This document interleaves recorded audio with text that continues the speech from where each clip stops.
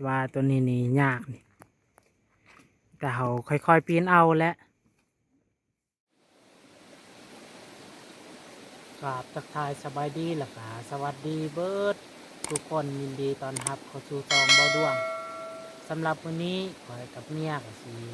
เข้าสวนมันเข้าไปเสียหญ้าสวนมันนี่แหละทุกคน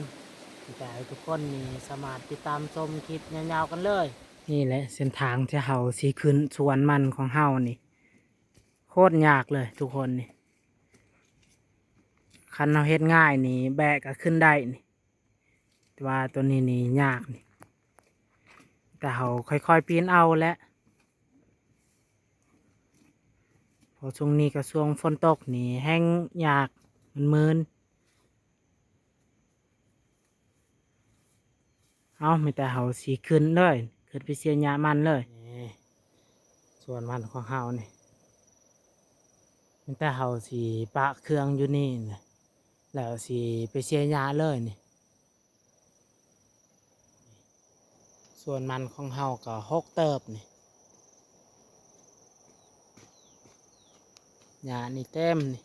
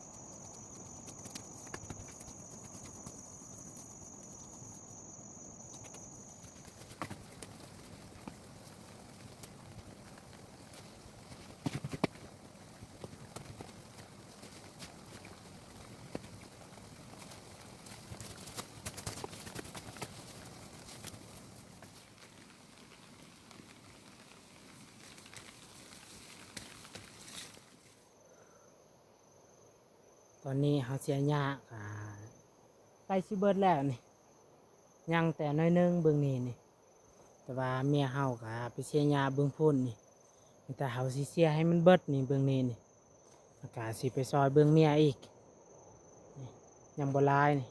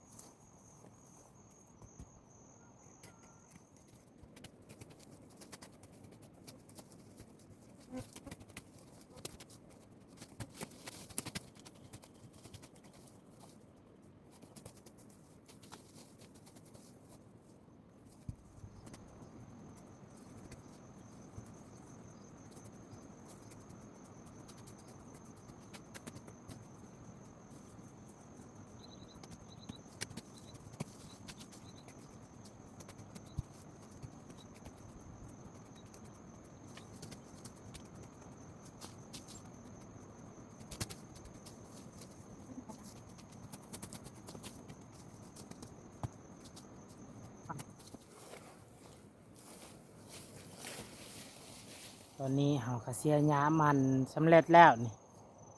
แต่เฮาสิเกี่ยมเมื่อบ้านเลยนี่เพราะข้าวน้ำเฮาก็บ่ได้ถือมานี่ตอนนี้ก็10 โมง11 โมงแล้วนี่แต่เฮาสิเกี่ยมเมื่อบ้านเลย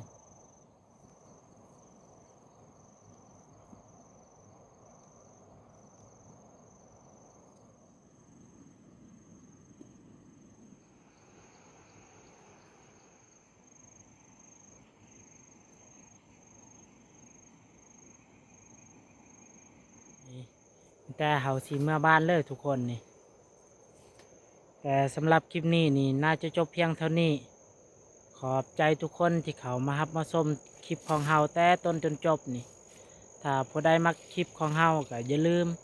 กดไลค์และกดติดตามเพื่อเป็นกำลังใจในการเฮ็ดคลิปต่อๆไป